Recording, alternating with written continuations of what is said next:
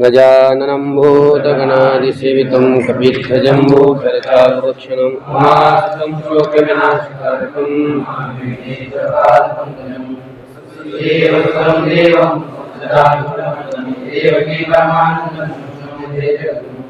गुरुर्ब्रह्मा गुरुर्विष्णुः गुरुर्देवो महेश्वरः गुरुसाक्षात् परब्रह्म तस्मै श्रीगुरवे नमः। नमामि सद्गुरुं शान्तं सच्चिदानन्दविग्रहं पूर्णब्रह्मपदानन्द विष्णुमानन्दिवल्लभम्। अध्याय 8 श्लोक क्रमांक 1 सुरुवातच आहे ना। अर्जुन उवाच किं तद्ब्रह्म किमध्यात्मं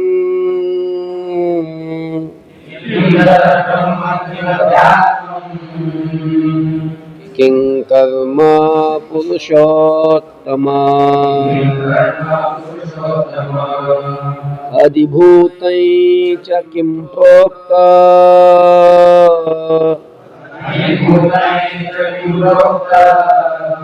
मधिदैवं किमुच्यते किं तद्ब्रह्म किमध्यात्मं किं कर्म पुरुषोत्तम मना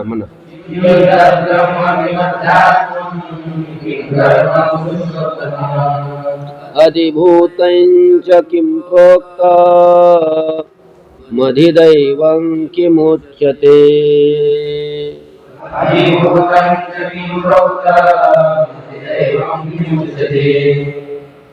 किं तत् ब्रह्म किं अध्यात्मं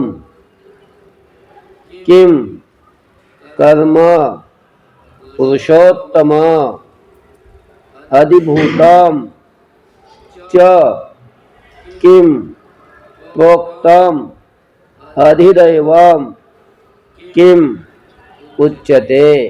आला का पदच्छेद कळला का? अर्जुन उवाच अर्जुन म्हणाला. काय म्हणाला अर्जुन? बघा मागच्या अध्यायाच्या शेवटी भगवंतानी अर्जुनाला सांगितलं की तो मला भसणारा पुरुष जरा आणि मरण याच्यातून मुक्त होण्यासाठी माझा आश्रय करून मला जे भसतात असे जे पुण्यवान पुरुष आहेत ते ब्रह्म जाणतात, सगळं अध्यात्म जाणतात, सगळं कर्म जाणतात, अधिभूतासह अधिदैवाला जाणतात, अधियज्ञासह मला जाणतात आणि समाहित चित्ताचे पुरुष पयान काळाच्या वेळी सुद्धा ते मला जाणतात असं सांगितलं का नाही? मग ह्या गोष्टी ज्या सांगितल्या त्याविषयी आता अजून प्रश्न करतोय.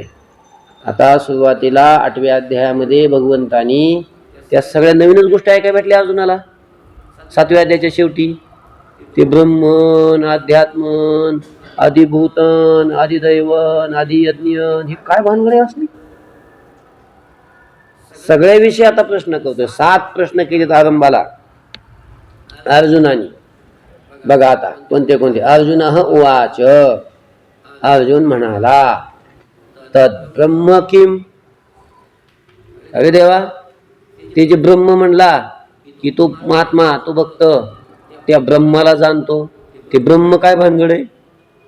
तद ब्रह्म किम ते ब्रह्म काय आहे? अध्यात्म पुरुषोत्तम अगोदर घ्या. पुरुषोत्तम हे पुरुषोत्तमा तद ब्रह्म किम ते ब्रह्म काय आहे? अध्यात्मम किम ते अध्यात्म काय आहे? आणि कर्म किम कर्म काय आहे? समजते का? काय सांगायला तू सगळे? तो पुरुष म्हणजे माझा आश्रय करून जो काय करतो जन्म मृत्यूच्या किंवा म्हातारपणाच्या आणि मृत्यूच्या याच्यातून सुटण्यासाठी माझा आश्रय करून जो मला भजतो आहे का नाही, तो ह्या सगळ्या गोष्टी जाणतो, ब्रह्म जाणतो वगैरे सांगितलं का नाही. मग ते ब्रह्म काय भानगड आहे, ते अध्यात्म काय आहे, ते कर्म काय आहे. किती प्रश्न झाले? 3 प्रश्न झाले का नाही. च अधिभूतम किम प्रोक्तम, आणि अधिभूत म्हणून काय सांगितलेलं आहे, समजतंय का. अधिभूतम किम प्रोक्तम, अधिभूत काय सांगितलेलं आहे. बर. आणि आदिदैवम किम उच्यते, आणि आदिदैव हे काय म्हणून सांगितलेलं आहे, कशाला म्हटलेलं आहे आदिदैव. किती प्रश्न झाले या श्लोकात? 5 प्रश्न झाले बघा. 5 बघा, 5 प्रश्न. 2 प्रश्न दुसऱ्या श्लोकात आहेत. पुरुषोत्तम, हे पुरुषोत्तमा, तद ब्रह्म किम, ते ब्रह्म काय आहे.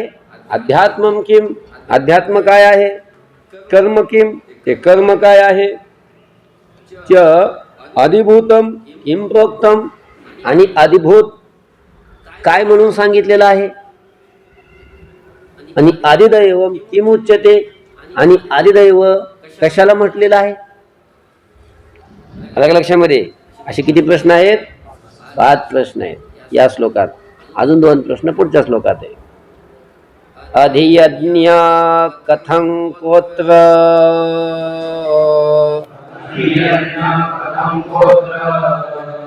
देहेस्मिन् मधुसूदन,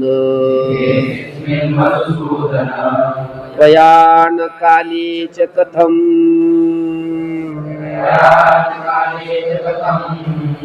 नियोऽसि नियतात्मभिः,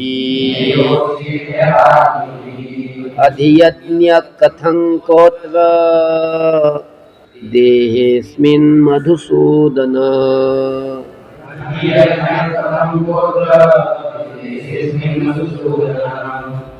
प्रयाणकाले च कथं, नियोऽसि नियतात्मभिः.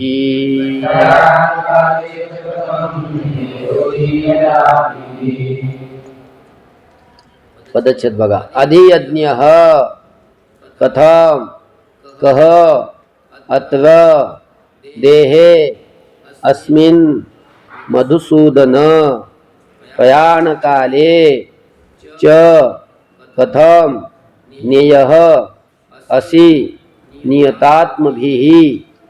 कळला का पदच्छेद? याच्या पहिल्या वर्षी कोण सांगितलं का? कोण गेलं सांगायला? सांगितलं का? मधुसूदन, हे मधुसूदना, अत्र अस्मिन देहे, दिसलं कुठे ते? हे मधुसूदन. मधुसूदन कोणाला म्हटलंय? भगवान श्रीकृष्णाला. मधुसूदन काय म्हणतात?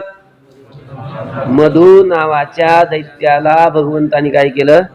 नष्ट केलं, मारलं, म्हणून देवाला मधुसूदन म्हणतात. हे मधुसूदना, अस्मिन देहे, या देहामध्ये, अत्र घ्या अगोदर, अत्र अस्मिन देहे, या ठिकाणी, या देहामध्ये, अधियज्ञ कथम,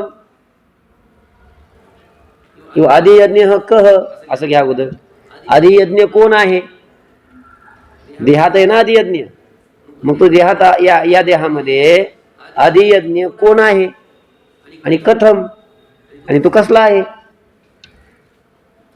या अधियज्ञाच्या बाबतीत प्रश्न केलाय लक्षामध्ये. हा एक प्रश्न. आणि दुसरा प्रश्न खालच्या वळीत, च, च आणि नियतात्मभिः, ज्यांनी आपलं अंतःकरण नियत केलेलं आहे, समाहित केलेलं आहे, अशा त्या पुरुषाकडून, अशा त्या पुरुषांकडून, बहुवचन आहे ना. प्रयाणकाले, प्रयाण काळाच्या वेळी, कथम नियः असि, कसा काय तू निय होतोस, त्यांच्याकडून कसा काय तू जाणला जातोस. अलग लक्षात. नियतात्म पुरुषाकडून, म्हणजे ज्यांनी आपलं अंतःकरण नियत केलेलं आहे, आपल्या अधीन केलेलं आहे, समाहित केलेलं आहे, अशा पुरुषांकडून भयान काळाच्या वेळी, अंतकाळाच्या वेळी तू कसा काय ज्ञेय होतोस, त्यांच्याकडून तू कसा काय जाणला जातोस, असा हा 7वा प्रश्न केलाय. बघा 2 प्रश्न याच्यात आहेत. काय म्हणतोय अर्जुन? मधुसूदन, हे मधुसूदना, अत्र या ठिकाणी, अस्मिन देहे या देहामध्ये, अधियज्ञ कह, अधियज्ञ कोण आहे, कथम आणि तो कसला आहे, आलं? च आणि नियतात्मभिही, ज्या पुरुषांनी आपलं अंतःकरण समाहित केलेलं आहे अशा पुरुषांकडून, प्रयाणकाले, प्रयाण काळाच्या वेळी, कथम ज्ञेयः असी, कसं काय तू ज्ञेय होतोस, कसं काय तू जाणला जातोस, आलं? असा एक प्रश्न केला. म्हणजे असे सगळे मिळून प्रश्न किती झाले? 7 प्रश्न झाले. आता एका एका प्रश्नाचं उत्तर भगवान अर्जुनाला देतात. 7 प्रश्न विचारलेत आणि एका एका प्रश्नाचं क्रमाने उत्तर भगवान आता देतात. श्री भगवान वाच, अक्षरं ब्रह्म परमं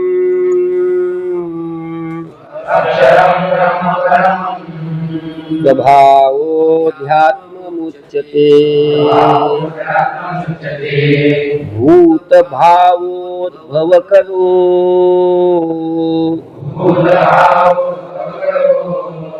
विसर्गकर्मसंज्ञितः, अक्षरं ब्रह्म परमं स्वभावोऽध्यात्ममुच्यते.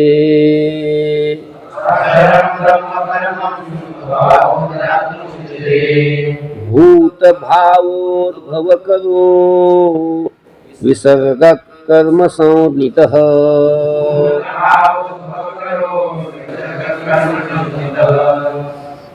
बघा, अक्षरं ब्रह्म परमं स्वभावः अध्यात्मम् उच्यते, भूतभावोद्भवकरः विसर्गः कर्मसंज्ञितः. आता बघा, श्री भगवान उवाच, भगवान म्हणाले. काय म्हणाले भगवान? बघा, परमम अक्षरम ब्रह्म, जे परमाक्षर आहे. काय आहे? परम अक्षर. परम म्हणजे श्रेष्ठ. परम म्हणजे काय? श्रेष्ठ. जे परमाक्षर आहे, परम म्हणजे श्रेष्ठ, आणि अक्षर म्हणजे अविनाशी. क्षर म्हणजे विनाशी आणि अक्षर म्हणजे अविनाशी. जे परमाक्षर आहे म्हणजे परम अविनाशी आहे, म्हणजे जे कधीच नष्ट होत नाही, असं जे तत्व आहे त्याला म्हणायचं ब्रह्म. कळलं का? पहिला प्रश्न होता किम तद ब्रह्म, त्या प्रश्नाचं उत्तर आहे ब्रह्म म्हणजे काय. प्रश्न विचारलाय, त्या प्रश्नाचं उत्तर काय? परमम अक्षरम ब्रह्म. जे परम अक्षर तत्व आहे म्हणजे परम अविनाशी तत्व जे आहे ते काय आहे? ब्रह्म आहे. पहिल्या प्रश्नाचं उत्तर झालं. दुसरा प्रश्न काय होता? किम अध्यात्म. अध्यात्म किम, अध्यात्म काय आहे? त्या प्रश्नाचं उत्तर सांगतात स्वभावः अध्यात्म उच्यते. जो स्वभाव आहे म्हणजे त्या परब्रह्माचा, जो शरीरामध्ये त्याचा स्वतःचा जो काही भाव आहे, त्याचं अस्तित्व आहे. सगळ्याच्या शरीरात परब्रह्मच आहे ना. काय आहे? मग सगळ्याच्या शरीरामध्ये त्याचं जे अस्तित्व आहे, त्याचा जो भाव आहे, तिथं भाव म्हणजे असणं, शरीरामध्ये त्याचं असणं, त्याला अध्यात्मम उच्यते. त्याला अध्यात्म म्हणतात. त्याला काय म्हणतात? अध्यात्म म्हणतात. अध्यात्म. प्रश्न तिसरा होता कर्म किम. काय कर्म काय आहे? त्या प्रश्नाचं उत्तर खालच्या ओळीत सांगतात. भूत भाव उद्भव करह विसर्ग कर्म संज्ञित. भूत भाव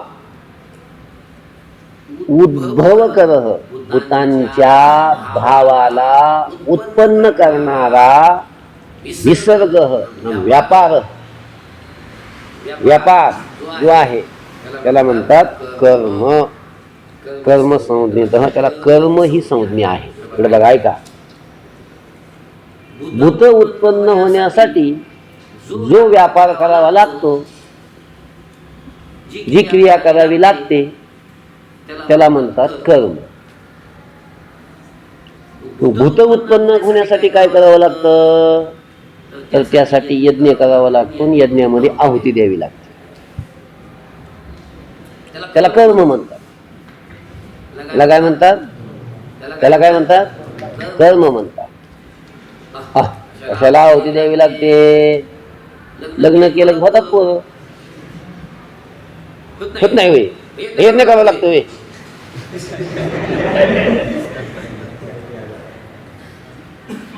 तसं नाही. जरी तुम्हाला तसं वाटत असलं की पित्याच्या वीर्यापासून, आईच्या रजापासून गर्भधारणा होते आणि त्यापासून भूत उत्पन्न होतात, पाणी मात्र उत्पन्न होतं, असं जरी तुम्हाला वाटलं तरी शास्त्र असं सांगतं की यज्ञात दिलेल्या आहुतीशिवाय भूतांची उत्पत्ती होत नाही. यज्ञात दिलेली, देवतांच्या उद्देशाने दिलेली जी आहुती, ती आहुतीतून स्वर्गात जाते. कुठं जाते, ती अग्नीच्या माध्यमातून घेऊन जाणारा अग्नी असतो. अग्नी स्वर्गात घेऊन जातो. ज्या देवतेच्या उद्देशाने आहुती दिलेली असते ती देवतेला नेऊन पोहोचवण्याचं काम अग्नीच असतं. ती आहुती तिथं गेली की ते देवता पुष्ट होतात, संतुष्ट होतात. संतुष्ट झालेल्या देवता तुम्हाला आशीर्वाद देतात, कृपा करतात, इंद्र प्रसन्न होतो आणि पाऊस पडतो. म्हणजे तीच दिलेली आहुती देवतांच्या माध्यमातून पावसाच्या द्वारा ती खाली येते. पाऊस पडला की त्या पावसाने सगळ्या वनस्पती पुष्ट होतात, त्या वनस्पती आपल्याला अन्न देतात. आणि तीच आहुती सूक्ष्म रूपानं पावसाच्या द्वारा येऊन वनस्पतीमध्ये जाऊन वनस्पतीतून अन्नाच्या द्वारा ती आपल्याला प्राप्त होते, मनुष्याला प्राप्त होते. ते अन्न खाल्लं की त्या अन्नाच्या माध्यमातून त्या अन्नाचं रक्त बनतं, रक्ताचं वीर्य बनतं, आईच्या शरीरामध्ये त्याचं रज बनतं आणि त्याच आहुतीतून, त्याच वीर्यातून संतती निर्माण होत असते, भूत उत्पन्न होत असतात. कळलं का? म्हणजे हे सगळा प्रवास हे आपल्याला कळत नाही, सूक्ष्म प्रवास असतो. त्याच्याकरता दिव्य दृष्टी लागते. पण हे उपनिषदात वर्णन आहे, वेदात वर्णन आहे. मुख्य कारण कोण झालं भूताच्या उत्पत्तीला? यज्ञामध्ये टाकलेली आहुती, देवतांच्या उद्देशाने दिलेली आहुती, त्याला म्हणतात विसर्ग. त्याला काय म्हणतात? विसर्ग. आणि ह्या विसर्गाला म्हणतात कर्म. भूत भाव उद्भव करह विसर्ग, भूतांच्या भावाला उत्पन्न करणारा जो विसर्ग आहे लक्षामध्ये, म्हणजे यज्ञात टाकलेली आहुती रूपी जी क्रिया आहे त्याला कर्म संज्ञित. त्याला काय म्हणतात? कर्म ही संज्ञा आहे, त्याला कर्म म्हणतात. कळलं? बघा अजून एकदा सांगतो श्लोक. परमं अक्षरम ब्रह्म, जे परम अविनाशी तत्व आहे ते ब्रह्म आहे. स्वभाव अध्यात्म मुच्यते, आणि स्वभावाला, त्याच्या शरीरामध्ये असणाऱ्या त्या भावाला काय म्हणतात? अध्यात्म म्हटलं जातं.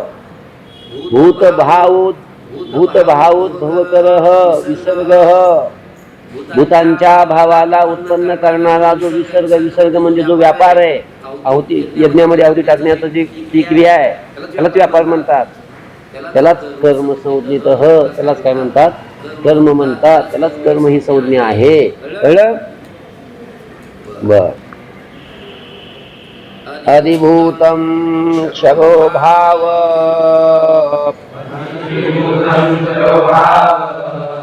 पुरुषश्चाधिदैवतम् अधियज्ञोऽहमेवात्र देहे देहभृतांवर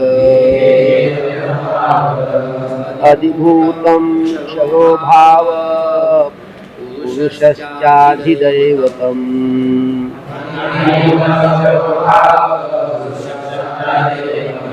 अधियज्ञोऽहमेवात्र देहे देहभृतांवर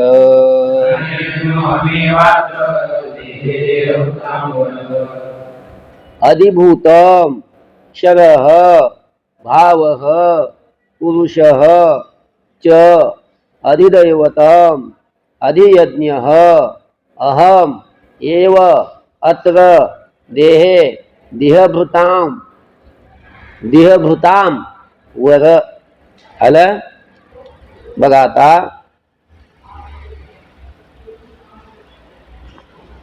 चौथा प्रश्न कोणता होता? 3 प्रश्नाची उत्तर 3व्या श्लोकात आहे. पहिल्या 3 प्रश्नाची उत्तर 3व्या श्लोकात. म्हणजे ब्रह्म म्हणजे काय, अध्यात्म म्हणजे काय आणि अधिभूत म्हणजे काय, कर्म म्हणजे काय आहे ना, असे 3 प्रश्नाची उत्तर 3व्या श्लोकात आहेत. आणि आता पुढचा प्रश्न काय आहे?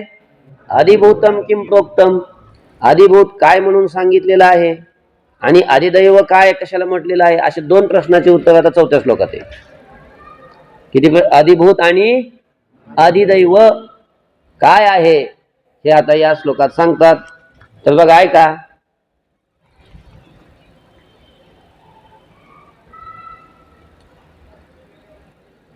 क्षरः भावः अधिभूतम. क्षरः भावः, क्षरः म्हणजे विनाशी, भावः पदार्थ. जो विनाशी पदार्थ आहे क्षर भाव आहे, भाव म्हणजे पदार्थ. जो विनाशी पदार्थ आहे त्याला अधिभूतम, त्याला काय म्हणतात? अधिभूत म्हणतात. क्षर असणारा जो भाव त्याला अधिभूत अशा प्रकारचं म्हणतात. आलं? बर.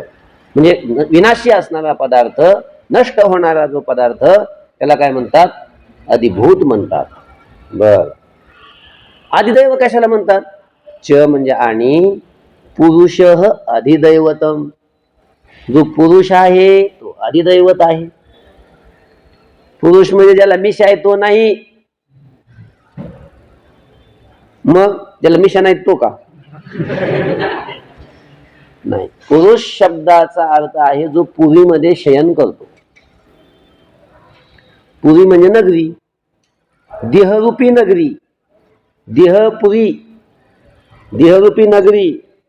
या देहरूपी नगरीमध्ये शयन करणारा, तिथं राहणारा, निवास करणारा असा जो आत्मा त्यालाच तिथं काय म्हणतात? अधिदैवत म्हणतात. आत्मा हा पुरुष आहे. आत्मा हाच काय आहे? पुरुष. पुरुष अधिदैवतम. जो पुरुष आहे तोच काय आहे? अधिदैवत आहे. कळलं का? किती प्रश्नाची उत्तर झाले? 5 प्रश्नाची उत्तर झाले. कारण अधिभूत सांगितलं, अधिदैव सांगितलं. आता 6व्या प्रश्नाचं उत्तर खालच्या वळीत सांगतात. अत्र दिसलं कुठे ते? अहमेवात्र आहे ना तिथं. अत्र म्हणजे या ठिकाणी. अगोदर असं करा, देहभृतांवर असं घ्या. देह धारण करणाऱ्यामध्ये श्रेष्ठ असणाऱ्या, वर म्हणजे श्रेष्ठ. कोणामध्ये श्रेष्ठ? देहधार्यामध्ये. देहधारी असणारे जे जीव त्या सगळ्यामध्ये अर्जुन कसा होता? श्रेष्ठ होता. म्हणून अर्जुनाला उद्देशून म्हटलं हे देहभृतांवर, हे देहधार्यामध्ये श्रेष्ठ असणाऱ्या अर्जुना. अलग लक्षामध्ये. अत्र देहे या ठिकाणी, देहामध्ये, अहमेव अधियज्ञ, मीच काय आहे, अधियज्ञ आहे. भगवान म्हणतात की मीच अधियज्ञ आहे. देहभूतांवर देहधार्यामध्ये श्रेष्ठ असणाऱ्या अर्जुना, अत्र देहे या ठिकाणी देहामध्ये अहमेव अधियज्ञ, मीच अधियज्ञ आहे. किती प्रश्नाची उत्तर झाली? 6 प्रश्नाची उत्तर झाली. 3 प्रश्नाची उत्तर या श्लोकात दिलेत आणि 3 प्रश्नाची उत्तर वरच्या श्लोकात दिलेत. म्हणजे तिसऱ्या 3 नंबरच्या श्लोकामध्ये पहिल्या 3 प्रश्नाची उत्तर आणि पुढची 3 प्रश्नाची उत्तर 4 नंबरच्या श्लोकामध्ये. अजून एकदा 4था श्लोक पूर्ण बघा. क्षरः भावः अधिभूतम, क्षर असणारा जो भाव, क्षर म्हणजे विनाशी असणारा जो भाव, भाव म्हणजे पदार्थ, विनाशी असणारा जो पदार्थ, तोच काय आहे, अधिभूतम, तोच अधिभूत आहे.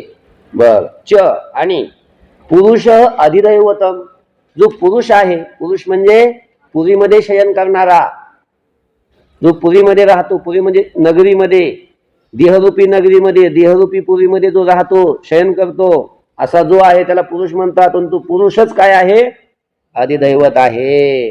बर.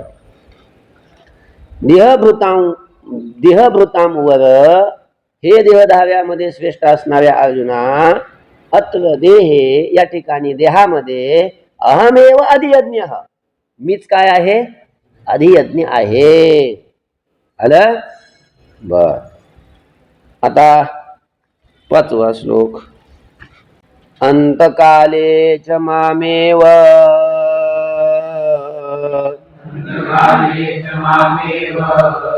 स्मरन् मुक्त्वा कलेवरम् यत्पयाति समद्भावम्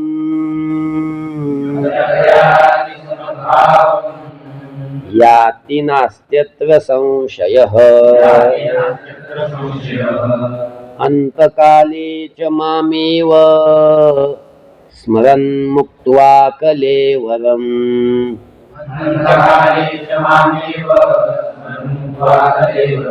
यत्प्रयाति समद्भावम् याति नास्त्यत्र संशयः.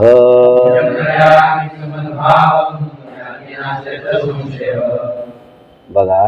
अंतकाले च माम एव स्मरन् मुक्त्वा कलेवरम् यः प्रयाति सह मद्भावम् याति न अस्ति अत्र संशयः. आलं का? आलं का? बघा. च आणि अंतकाले म्हणजे 7वा प्रश्न होता ना, नियतात्म पुरुष. माझ्याकडून अर्जुनाने प्रश्न विचारला होता की समाहित चित्ताचे पुरुष, नियतात्म भी म्हणजे कोण, समाहित चित्ताचे पुरुष, अंतकाळाच्या वेळी, प्रयाण काळाच्या वेळी त्यांच्याकडून तू कसा काय ज्ञेय होतोस, त्यांच्याकडून तू कसा काय जाणला जातोस, त्या प्रश्नाच्या उत्तराला आरंभ करतात. म्हणजे प्रश्नाचं उत्तर पूर्ण याच्यात नाहीये, पुढे अजून पुढे सांगणार आहेत, पण आरंभ झाला इथून. बघा. अंतकाले, अंतकाळाच्या वेळी म्हणजे मृत्यूच्या वेळी, ज्यावेळेला शरीर सोडलं जातं त्यावेळी, मामेव स्मरण, माझंच स्मरण करत, कलेवरम मुक्त्वा, कलेवर म्हणजे शरीर, शरीराला सोडून, मुक्त्वा म्हणजे सोडून, यह प्रयाती जो पुरुष जातो, सह मद्भावम याती तो पुरुष माझ्याच भावाला म्हणजे माझ्या स्वरूपाला, याती म्हणजे जातो किंवा प्राप्त होतो. आलं? अत्र संशय न अस्ति, यामध्ये काहीही संशय नाही. ऐका. यह अगोदर घ्या वाटलंच तर. यह म्हणजे जो पुरुष अंतकाले माम एव स्मरण, अंतकाळाच्या वेळी माझंच स्मरण करत, कलेवरम मुक्त्वा प्रयाती, कलेवराला सोडून जातो, प्रयाती म्हणजे जातो, शरीराला सोडून जातो, सह मद्भावम याती तो माझ्या स्वरूपाला प्राप्त होतो. अत्र संशय न अस्ति, यामध्ये काहीही संशय नाही. सांगू अजून एकदा. च आणि यह जो पुरुष अंतकाले माम एव स्मरण, अंतकाळाच्या वेळेला माझंच स्मरण करत, कलेवरम मुक्त्वा प्रयाती, शरीराला सोडून जातो, सह मद्भावम याती, तो माझ्या स्वरूपाला प्राप्त होतो. अत्र संशय न अस्ति, यामध्ये काहीही संशय नाही. ओम शांती शांती शांती. पुंडलिक वरदहरि विठ्ठल.